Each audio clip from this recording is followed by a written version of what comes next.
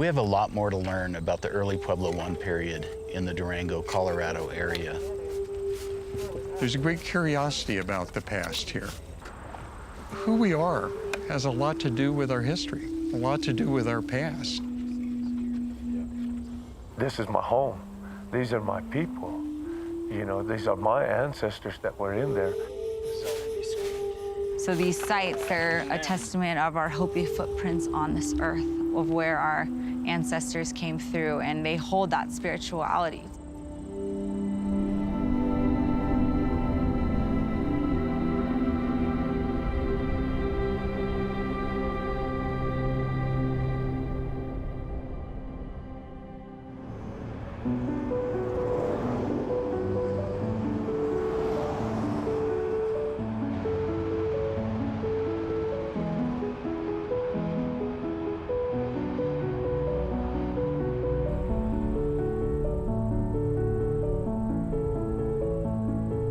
Florida Mesa is a landform that's a few miles outside of town.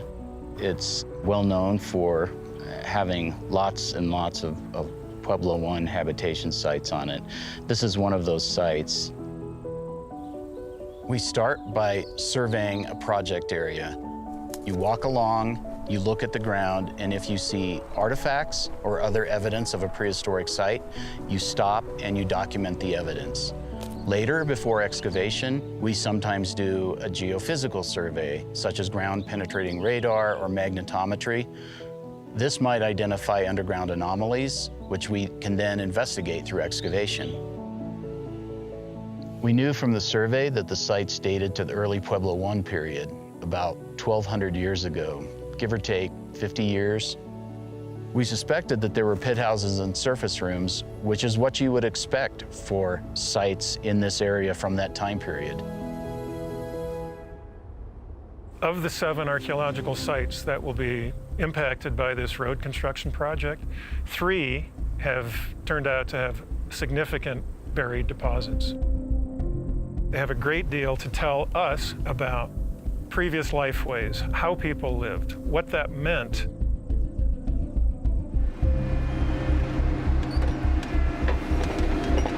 When we start excavating at a site, we have an idea of where we think the best and most productive areas are going to be. It's kind of an educated guessing game.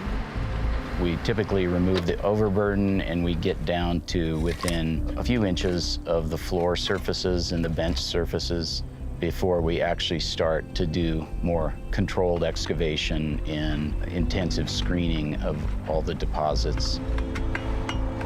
We'll start small. We'll put in a few 1x1 meter test units. We'll see what the stratigraphy looks like as we go down through the soil, what type of artifacts we're getting out. We're kind of envisioning that probably there's a similar group of people or perhaps kind of a large dispersed community occupying the ridgeline during the Pueblo I time period. I think there's a misconception that archaeologists are only looking for artifacts like arrowheads and pots. Artifacts are important, but we really want to find the houses that people lived in, their fire hearths, storage pits, and other features, and ultimately to understand the spaces in which they lived. Here we've got a very clear boundary of our house pit. You can really see the difference between where nobody was living. There's no charcoal or activity surface, and charcoal and everyday household activities happening. One thing that we're doing as part of this project that we wrap into our mitigation process is public outreach, and in particular outreach to local tribal communities. Tribes, the Southern Ute Indian Tribe, the Hopi Tribe, and the Pueblo of Laguna have been our official consulting tribes. In the past, archaeologists haven't always worked with Native American people on archaeological sites. On this project, we found that it really enhanced our ability to interpret the data, and it just added a lot to the project. We're going to do things that are related to learning about the plants and the animals in the area and how those would have been important to people at sites, and what they could have done with all those plants and animals.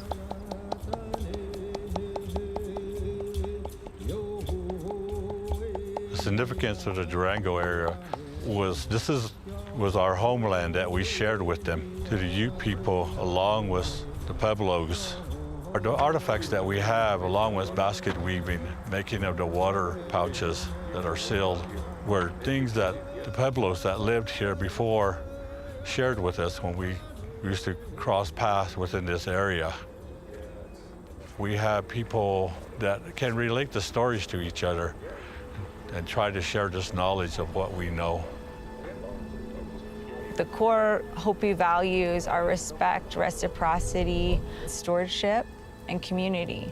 And so we don't see community just as a community of people, it's a community of all life. And with our ceremonies, they relate to all those and they pray for everything. It's not just about us or our community or our people, it's about all life, from the insects to the birds to the trees to the plants, because everything has a purpose and everything is connected.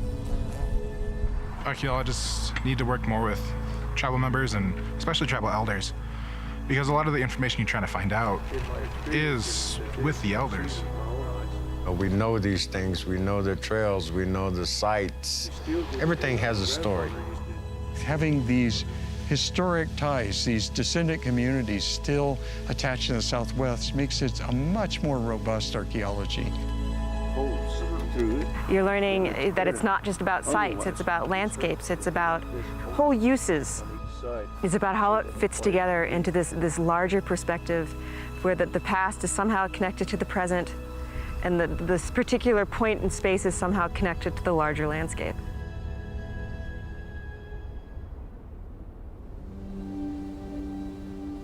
Four Corners region contains the densest concentrations of archaeological sites in the entire United States. There's still so much left to learn here, even after a century of research. The knowledge gained from archaeology here tells us not just about ancestral Puebloan people, but can also give insights into ancient farming cultures all around the world. The Pueblo I period was a really transformative time because it was the time when people in the northern Southwest became fully committed to farming. Before that, they were only partially committed to farming, but by the Pueblo I period, their entire lifeway and economy was based on farming. Maize, corn, was at the center of the Pueblo world. So this is carbonized maize cob fragment. Corn right there. Part of why farming catches on and why it takes off is literally farmers are overpopulating landscapes, and they are pushing hunter-gatherers out and creating a farming culture that takes over the better part of the world. They are totally changing their lifeways. They are becoming, in some ways, a new people. Modern-day Puebloan descendants continue to have maize as the foundation of their culture, religion, and foodways. So this corn cob could be 1,200 years old. As contract archaeologists, we almost never dig entire sites, but instead target specific areas of sites that are threatened by a project. For example, on this project, we could only excavate inside the project right-of-way where the highway was being constructed. It's always possible that we might miss something important that's outside of the areas where we can work, but that's almost always true of any archaeology. Contract archaeology contributes far more to the historical record and the prehistoric record than universities do, simply because of the amount of projects that come to us and the speed at which we can excavate and turn projects around so that construction can go through. I mean, let's face it, we have to build highways, we have to build pipelines, we have to build transmission lines simply so we can live. So getting all of the information and the data out before these things go in, putting them into the record for other researchers to use, that's vastly important. We wouldn't know half of what we know, for example, in the Southwest, if it wasn't for contract archaeologists.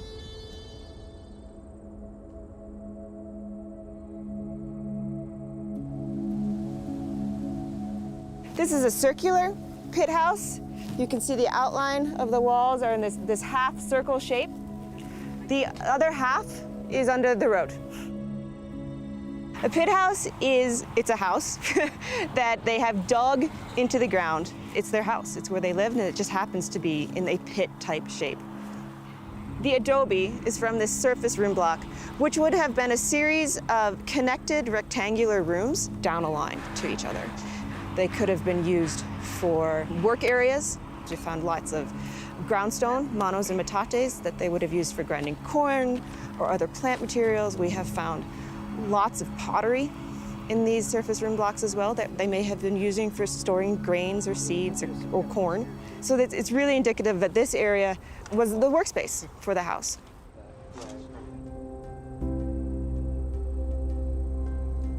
What we saw when we got on the site was kind of a low mound where we suspected there was the remnants of a room block. And then within the mound, there was the depression. The depression indicated the presence of a pit house, but it didn't indicate the size of the pit house. It's definitely one of the largest in the region, certainly not common. Typically, the interior walls of the pit house would have been covered with a plaster made from a fine clay or mud. We still have, in quite a few areas, remnants of that plaster. And here's an example of some that actually has small fingerprints impressed into it. With the circular shape and this very large bench, you may be looking at something more like what we think of as community structures, where people gather into a place like this. It may be associated with a family or a household or a couple of households, but it also may be actually integrating a larger community around here for different kinds of ceremonies and events and sharings during feasting. These pit houses were so large that you could probably have fit 50 or more people in them at one time. And these special events were probably attended by people from neighboring hamlets and villages. There were burned timbers everywhere. Behind the wing walls. Yeah. Over here where we're standing.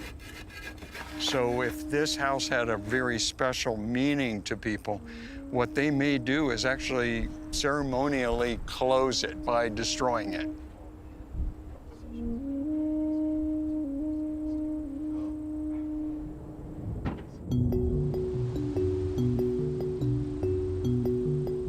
We're at structure 4, which is the northernmost structure we have on the site, kind of what we are envisioning as the hamlet, a small village.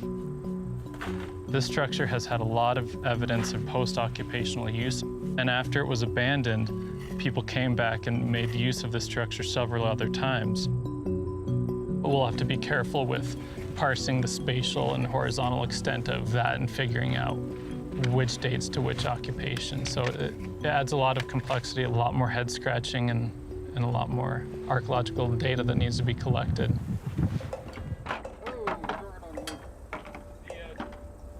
So we have a metate here that's been placed upright, close to the wall, and there's actually a whole line of them here. Well, we don't know yet if they're all metates, but they're large stones like this laying up against the wall, and at least a couple of them so far we know are metates. So it's just kind of interesting that they're all in this line. This is the first site that I've ever worked on where they have brought in volunteers, like younger youth or student volunteers from those tribes to come out and help with the excavation on the tribes as well. This is a good workout. We hired Applied Archaeology International to work with the tribes to create an outreach program that would involve tribal elders, youth, and aspiring native archaeologists. I think there's not a lot of archaeologists, anthropologists in my area, but yeah, serving as an example is something that I definitely value and I think is important. I'd like to see our youth get involved with archaeology through our natural resources departments, cultural departments. That way they can better their understanding of our past history and our ancestry. Young tribal members can learn a lot working with archaeologists. They'll understand that we share this land here with the Pueblos. It was their homeland before they left this area. You haven't gone to Arctic. Just having the opportunity to not only provide these skills and jobs for tribal youth and community members, then we have a seat at the table. What is this backside of the boat? Archaeology is a social process, and it is about getting kids onto cultural places and ways to feel that place and take pride in their history and their heritage. It's not an ancient place. It's not a static place, it's alive. It's alive with spirit. As archaeologists, we sometimes become so immersed in the artifacts and the data and the science that we tend to forget that these were people who were born and had families and had vibrant lives. Their descendants are still here and they have a lot to teach us. I have been especially struck by times when a Native person will look at something that we revealed through excavation, and they'll see in it a spiritual dimension that we're not trained to see. Those are the kind of insights that a Native archaeologist or consultant can contribute to archaeology. When tribal youth are going to look at a site, right, they're going to look at it way differently than a regular archaeologist, because they're not looking for material culture. They're looking at the plants, they're looking at the trees, looking at the birds that are around here. What are these things that we use? What's significant about that? There's plants that are spiritual plants that you use at certain times of the year. There's medicine. So I think just the viewpoint can shift when you work together, because it's about everything. Everything's connected. Where's that at? There's a lot of history, a lot of knowledge and wisdom. Those ways were sacred, and they are sacred.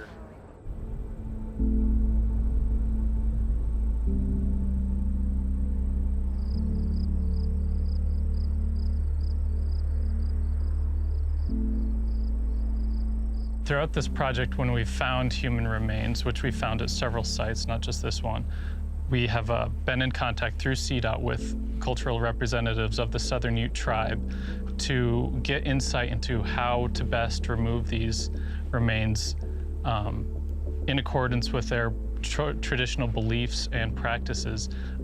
Based on this project, we can't leave them in place, which is always the preferred treatment.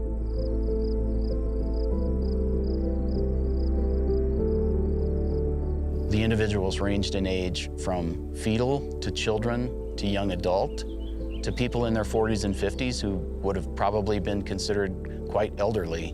There is evidence that some of the individuals died violently, but this isn't unusual for that time period in this area, and similar evidence has been seen at other sites. There's also evidence for debilitating disease where somebody must have been taking care of that person. Human remains are probably one of the most serious things, I think, that we deal with in archaeology because they're people. And to the tribes that currently live in this area, they are the descendants of these people. It isn't just scientific. There's an emotional element to it as well. There's a connection to it that we need to be aware of and that we need to handle respectfully. They were excavated and treated according to the protocol of the tribes. They will be analyzed by a bioarchaeologist here at our lab and then repatriated to the tribes for reburial. Archaeologists is not compatible with our Ute ways.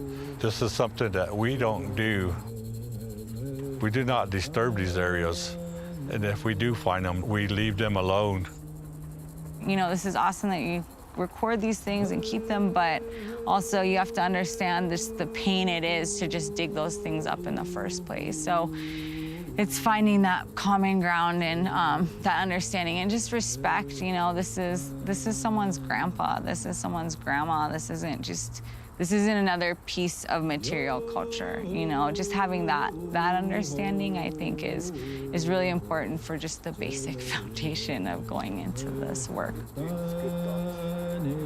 Where we share traditional values about the spirituality of these sites that are found and the archaeologists dig up, and we have a spiritual ceremony that takes care of everything. Everything that's found was used for a purpose and not to be removed unless a certain ceremony has been taking place so that their spirits remain where they're at and do not follow us home. And we can continue working without what we would say interference. From the very start of the project, all of the organizations involved have worked hard to balance the needs of the project, the many values of cultural resources, and respect for tribal heritage. We're grateful to have been given the opportunity to collaborate with the tribes in an inclusive and respectful way while also doing good science.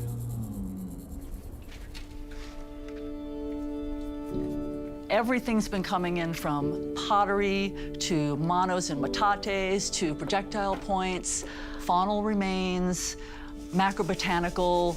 We have a small portion of everything that these people who live there used throughout their time there. We have roughly 50,000 artifacts in the lab. We think that the artifacts span several hundred years. We won't really know that until they come back from all the analysts that we'll send them out to. We learn so much from the past. We want to know how other people lived, and also why did their lifestyles change? What can we tell about the future of our own lives and how we're going forward in civilization? Everything builds on everything, and the more that we can understand about the past, then the better off we're going to be in the future.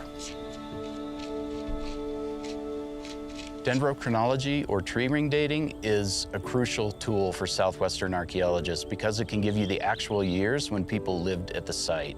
For example, at the Honey Tree site, we were able to learn that the Big Pit House was either built or remodeled in the year AD 759.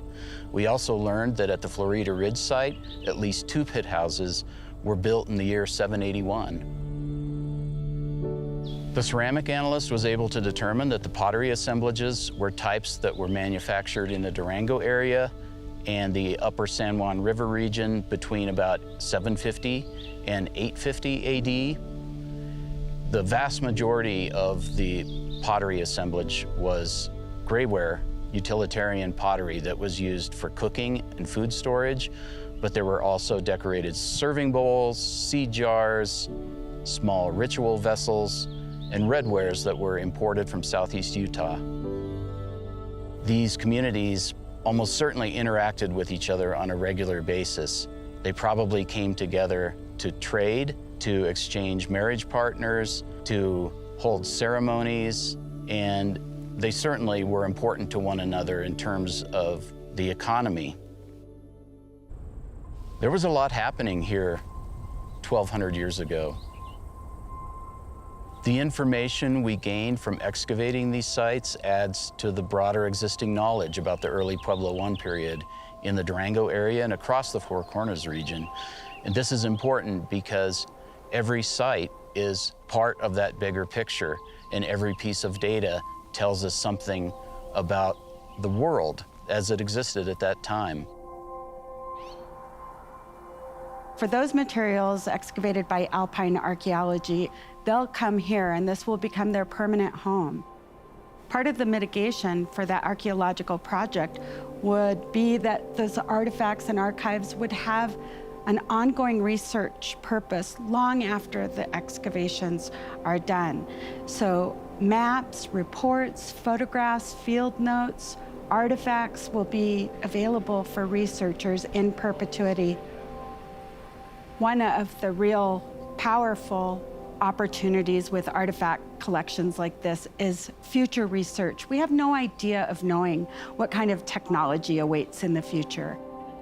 As technologies change and methods change, these artifacts will remain here for future researchers.